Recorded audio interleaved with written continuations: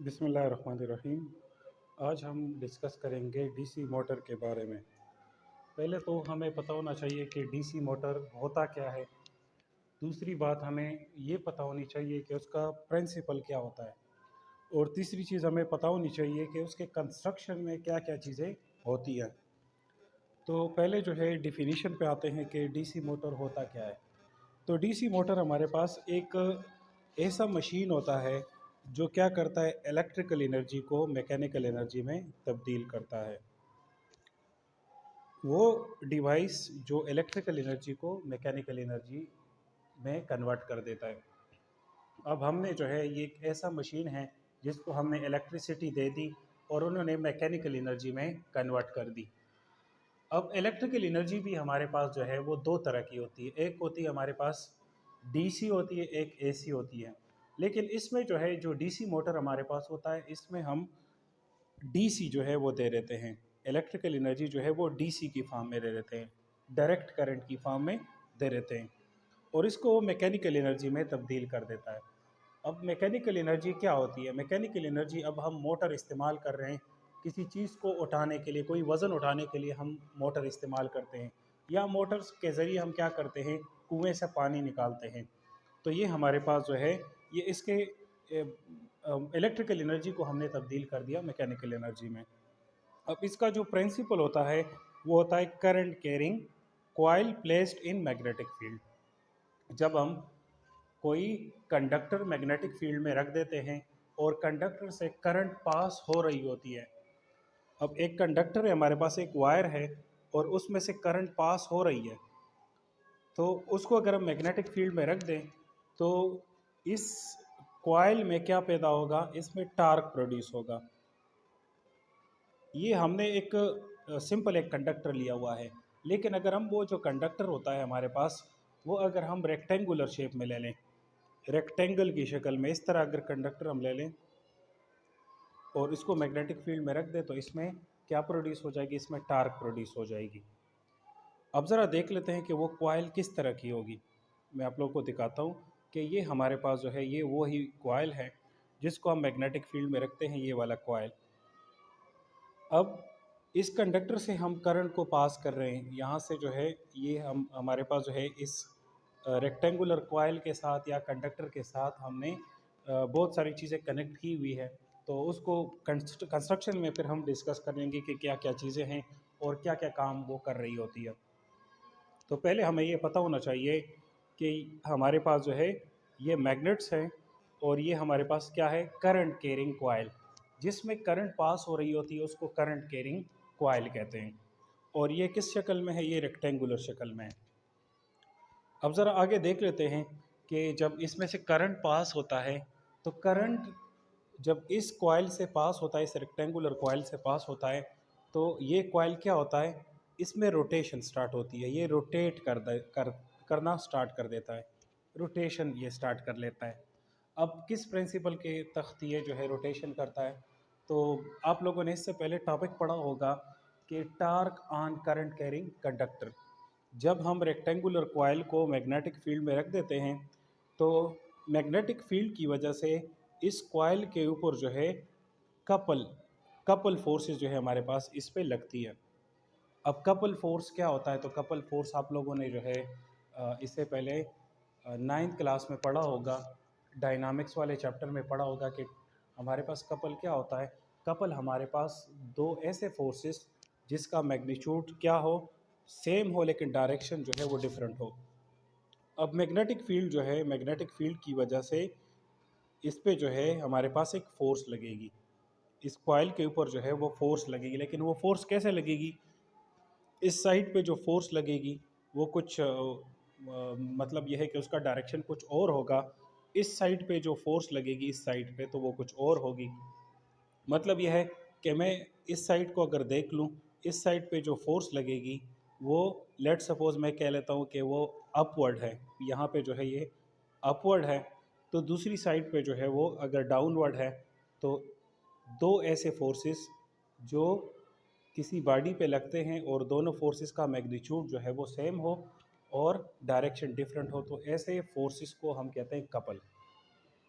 अब इस इस रेक्टेंगुलर कॉइल से हमने असल में करंट पास किया हुआ है। तो आप लोगों ने ये तो पढ़ा होगा कि हमारे पास जो है, जब हम किसी कंडक्टर से करंट पास कर देते हैं तो कंडक्टर में क्या प्रोड्यूस हो जाती है, कंडक्टर के इर्द गिर्द हमारे पास मैग्नेटिक फील्ड प्रोड्यूस हो जाती है ये। ठीक है, सर्कुलर फॉर्म में जो है हमारे पास कंडक्टर के इर्द गिर्द मैग्नेटिक फील्ड प्रोड्यूस हो जाती है। अब ये मैग्नेटिक फील्ड, इसकी इस कॉइल की मैग्नेटिक फील्ड और ये जो हमारे पास परमानेंट मैग्नेट्स हैं, ये क्या करते हैं, आपस में इंटरेक्शन कर देते हैं।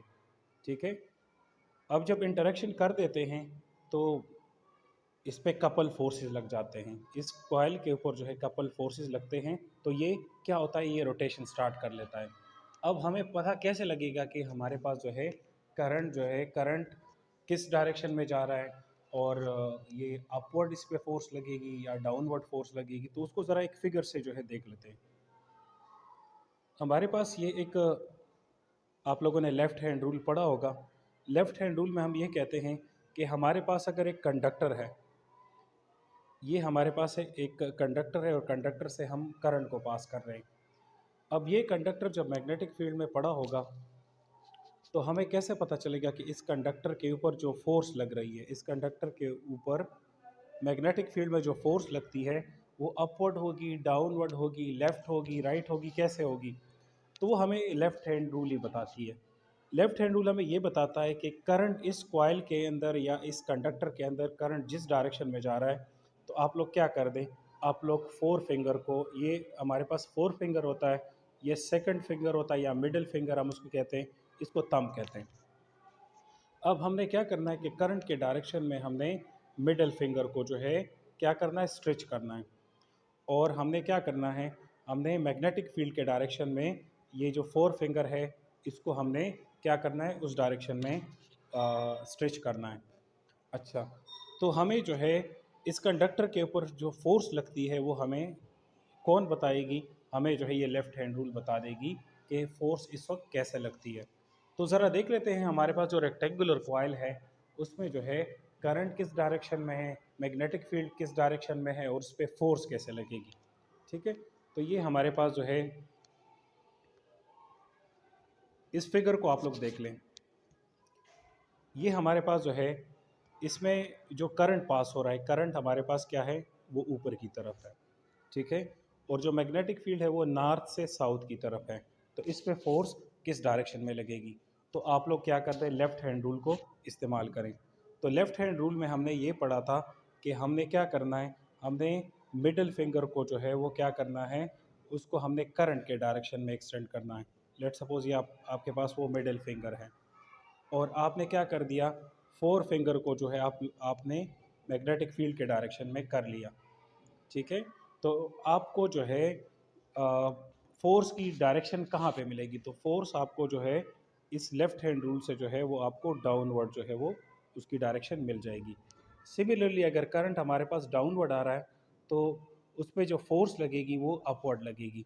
तो ये आप लोगों ने देख लिया कि इस साइड पे डाउनवर्ड फोर्स लग रही है, इस वाली साइड पे, और इस वाली साइड पे जो है अपवर्ड फोर्स लग रही है।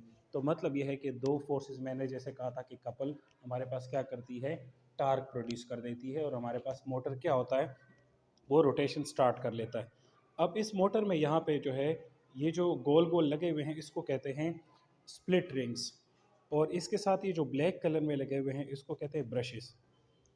ये जो हमारे पास जो है ये जो गोल गोल लगे हुए हैं इसको स्प्लिट रिंग्स कहते हैं। स्प्लिट रिंग्स का काम ये होता है कि हमारे पास जो है करंट का डायरेक्शन रिवर्स कराना, ये स्प्लिट रिंग का काम होता है। ठीक है, अब हमारे पास जो है ये जो ब्लैक कलर में है ये ब्रशेस होते हैं। तो ब्रशेस क्या करते हैं, ये हमारे पास जो है ये बैटरी के साथ कनेक्ट होते हैं और बैटरी से जो है डायरेक्ट ये स्प्लिट रिंग को जो है करंट फराहम कर देते हैं।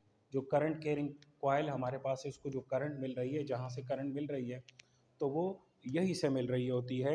बैटरी क्या करती है, उसको ब्रशेस को सप्लाई करती है और ब्रशेस जो है वो उसके साथ टच होते हैं। ठीक है, लेकिन ये हमारे पास हरकत में नहीं होते। ब्रशेस जो है क्या होते हैं, ये बिल्कुल स्टेशनरी होते हैं, ये अपनी जगह से जो है वो हरकत नहीं करते, इसके साथ स्प्रिंग लगा होता है।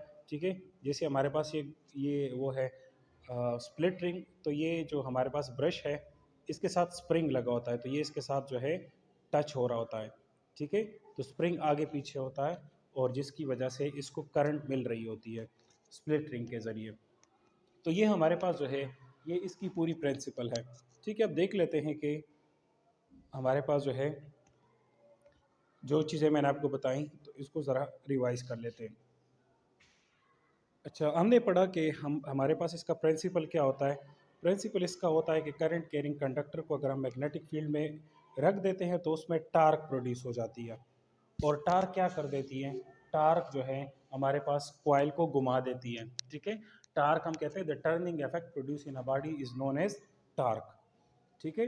तो टार्क जो है हमेशा कपल की वजह से जो है हम टार्क प्रोड्यूस कर सकते हैं। अगर हमारे पास गाड़ी का स्टेयरिंग है तो एक साइड से मैं उस पर ऊपर फोर्स लगा रहा हूँ, दूसरी साइड से नीचे से लगा रहा हूँ, तो ये स्टेयरिंग क्या करेगी, ये जो है हमारे पास हरकत करेगी सर्कुलर शक्ल में, जो है ये सर्कुलर फॉर्म में जो है ये रोटेशन करेगी, ये रोटेट होगी। तो ये इसको क्या कहते हैं, हमारे पास जो है अगर किसी बॉडी में टर्निंग प्रोड्यूस होती है तो उसको टार्क कहते हैं, ठीक है। तो इसका प्रिंसिपल ये है कि हमने क्या करना है, करंट कैरिंग कॉइल को मैग्नेटिक फील्ड में रखना है और उस पर जो है टार्क टार्क उसमें प्रोड्यूस होगी, ठीक है।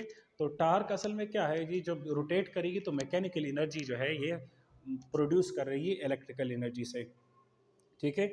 हमने जो है इसमें क्या करना है, इसमें हमने ये कॉइल ले लेना है, ये रेक्टेंगुलर कॉइल हमने ले लिया, इसको इस रेक्टेंगुलर कॉइल को हम कहते हैं आर्मेचर, ठीक है। ये आर्मेचर जो है ये मैग्नेटिक फील्ड में जो है रोटेट करेगी, ये मैग्नेटिक फील्ड हमारे पास है।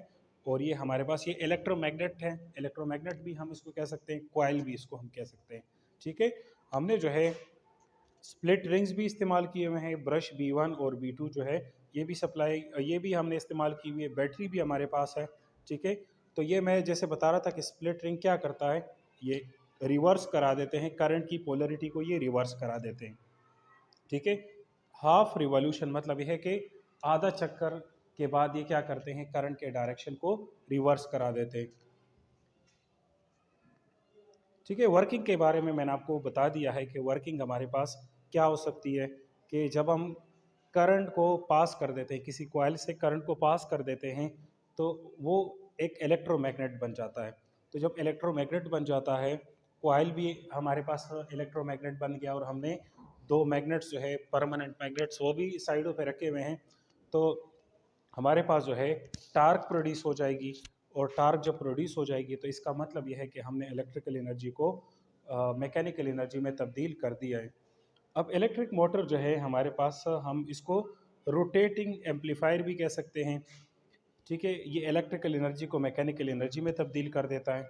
और हमारे पास डीसी मोटर कहाँ पे इस्तेमाल होता है, फैंस में, वाटर पंप में, इलेक्ट्रिक ड्रिल्स में, ठीक है, वॉशिंग मशीन में जो है हम हमारे पास ये इस्तेमाल हो सकती है, ठीक है। इसके अलावा हमारे पास इलेक्ट्रिक मोटर कम्युनिकेशन डिवाइसेस में भी इस्तेमाल होती है, television, telephone, radar, tape recorder, इनमें भी जो है ये डीसी मोटर जो है इस्तेमाल होता है। तो ये हमारे पास जो है ये डीसी मोटर से रिलेटेड लेक्चर था। उम्मीद है आप लोगों को ये लेक्चर समझ आ गया होगा। लेकिन अब अगर अभी भी आप लोगों को कोई कन्फ्यूजन हो तो आप मुझसे जो है सवालात कर सकते हैं।